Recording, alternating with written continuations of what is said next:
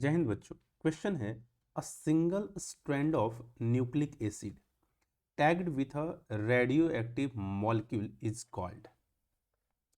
हमें समझना पड़ेगा कि सबसे पहले न्यूक्लिक एसिड किसे बोलते हैं।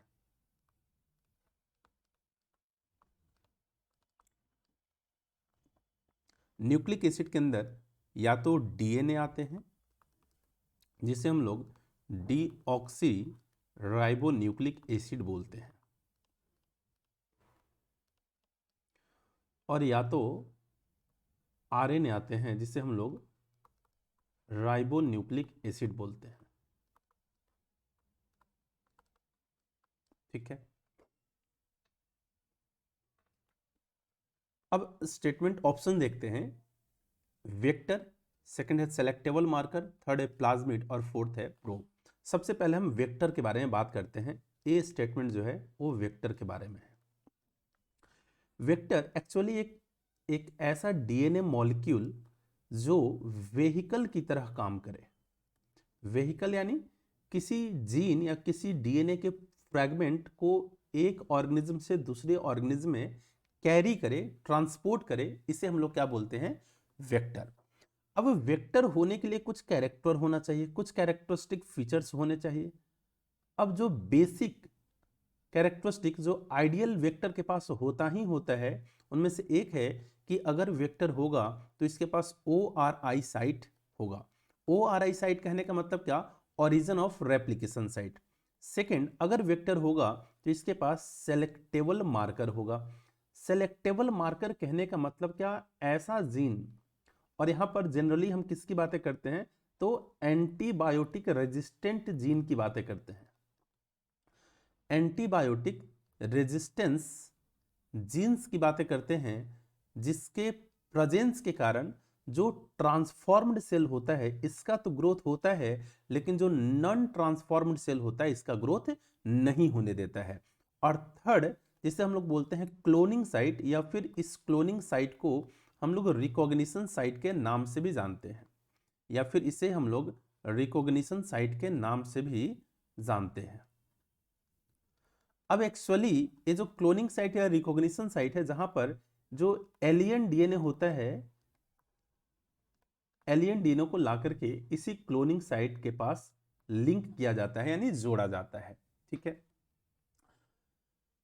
नेक्स्ट है सेलेक्टेबल मार्कर। मैंने सेलेक्टेबल मार्कर के बारे में यहां पर बात किया है एक पॉइंट में, पॉइंट नंबर 2 में, जहां पर मैंने आपको बताया कि सेलेक्टेबल मार्कर के कारण ही ट्रांसफॉर्म्ड सेल का ग्रोथ होता है और नॉन ट्रांसफॉर्म का ग्रोथ नहीं हो पाता है। ठीक है, यानी बी ऑप्शन हो गया। C option plasmid. Plasmid actually एक बैक्टीरिया का एक्स्ट्रा न्यूक्लियर डीएनए है। जैसे ये बैक्टीरिया है, इस बैक्टीरिया के अंदर एक तो जो न्यूक्लियस वाला कंटेंट होता है, जिसे हम लोग सिंपली क्या बोल देते हैं? जीनोफोर, या फिर इसे हम लोग न्यूक्लियाइड भी बोलते हैं, और इसके अंदर जो डीएनए है उसे हम लोग न्यूक्लियर डीएनए बोलते हैं। इसके अलावा एक और डीएनए होता है जो डबल स्टैंडर्ड और सर्कुलर होता है, इसे हम लोग क्या बोलते हैं? प्लाज्मिड। और एक प्लाज्मिड को हम लोग एक्स्ट्रा न्यूक्लियर डीएनए भी बोल देते हैं, एक्स्ट्रा न्यूक्लियर डीएनए भी बोलते हैं। और ये एक्स्ट्रा न्यूक्लियर डीएनए एक वेक्टर की तरह भी फंक्शन करता है ना। और वेक्टर के बारे में मैंने यहाँ सब कुछ डिस्कस किया है कि वेक्टर क्या होता है, वेक्टर के क्या कैरेक्टरिस्टिक फीचर्स होते हैं। नेक्स्ट है डी, प्रोब। प्रोब एक्चुअली एक ऐसा सिंगल स्ट्रैंडेड डीएनए है, या सिंगल स्ट्रैंडेड न्यूक्लिक एसिड की बातें करेंगे। एक ऐसा सिंगल स्ट्रैंडेड, इस सिंगल स्ट्रैंडेड होता है। सिंगल स्ट्रैंडेड के साथ साथ इसे रेडियो लेबल्ड कर दिया जाता है, यानी रेडियो आइसोटोप के साथ इसे कनेक्ट कर दिया जाता है, टैग कर दिया जाता है, जोड़ दिया जाता है, जिस फेनोमेनन को हम लोग क्या बोलते हैं? Radio labelled. ये प्रोब सिंगल स्ट्रैंडेड होते हैं, रेडियो लेबल्ड मॉलिक्यूल है। और ये रेडियो लेबल्ड मॉलिक्यूल किसका होता है? तो न्यूक्लिक एसिड का, ऑफ न्यूक्लिक एसिड। लेकिन ये जो सिंगल स्ट्रैंडेड न्यूक्लिक एसिड है, इसका जो सीक्वेंस है, जो न्यूक्लियोटाइड सीक्वेंस है, वो ऑलरेडी पहले से ही नोन होता है, विथ नोन न्यूक्लियोटाइड सीक्वेंस। यानी इसका न्यूक्लियोटाइड सीक्वेंस ऑलरेडी पहले से नोन होता है, हम लोग जानते हैं। ठीक है, अब ये जो प्रोब है, प्रोब क्या हेल्प करता है, इस प्रोब के पास, this probe is having sequence, इसके पास ऐसा न्यूक्लियोटाइड सीक्वेंस होता है, the probe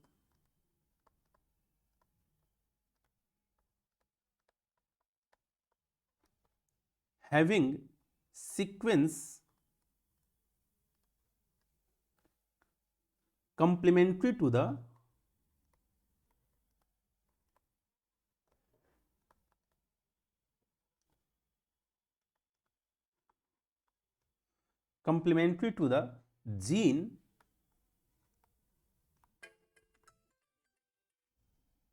gene to be identified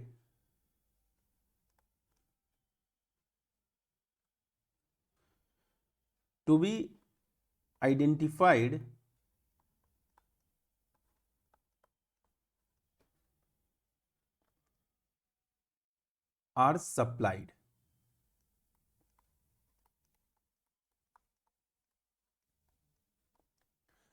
और ये जो नॉन न्यूक्लियोटाइड सीक्वेंस है इस प्रोब का, जो सिंगल स्ट्रैंडेड होता है, ये क्या करता है, एक जीन के साथ, जीन के सेगमेंट के साथ, पार्टिकुलर जीन सेगमेंट के साथ बाइंड करता है।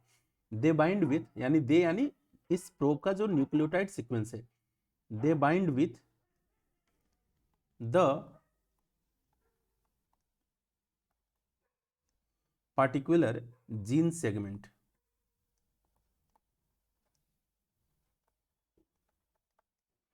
Gene segment. और रेडियो लेबल करने का क्या फायदा होता है कि जो रेडिएशन इमेजिंग करते हैं, रेडिएशन इमेजिंग से हमें ये आइडेंटिफिकेशन करने में मदद मिलता है। Radiation imaging identifies the location of that particular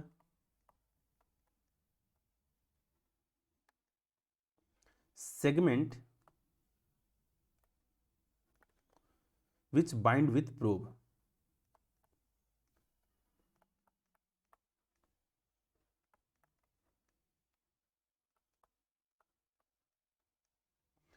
सो एक तरीके से हम अल्टीमेटली क्या बोल सकते हैं कि जो प्रोब है वो आइडेंटिफिकेशन टूल्स की तरह काम करता है, यानी डीएनए के एक स्पेसिफिक सेगमेंट के साथ बाइंड करता है और उस स्पेसिफिक सेगमेंट को आइडेंटिफाई करता है, यानी ये आइडेंटिफिकेशन टूल के जैसा काम करता है। अगर इसके मैं करेक्ट ऑप्शन पर जाऊं तो आपको क्लियर कट यहां से समझ में आ रहा होगा कि वेक्टर सिंगल स्ट्रैंडेड नहीं होता, ये तो डीएनए ही है, और एक ऐसा है तो डबल स्ट्रैंडेड होता है। सिलेक्टेबल मार्कर ये भी एक पर्टिकुलर जीन को रिप्रेजेंट करता है, जो वेक्टर का ही जीन है, यानी डीएनए का ही एक पार्ट है जो एंटीबायोटिक रेजिस्टेंट साइट के जैसा फंक्शन करता है। ठीक है, यानी अगर मैं सही ऑप्शन कुछ बात करूं तो वेक्टर इसका सही ऑप्शन नहीं होगा, सिलेक्टेबल मार्कर भी इसका सही नहीं होगा, प्लाज्मिड भी इसका सही नहीं होगा। जो सिंगल स्टैंडर्ड स्ट्रक्चर होता है और रेडियो लेबल्ड होता है वो कुछ और नहीं बल्कि प्रोब होता है, इसलिए इसका सही ऑप्शन क्या होगा, डी। Best of luck.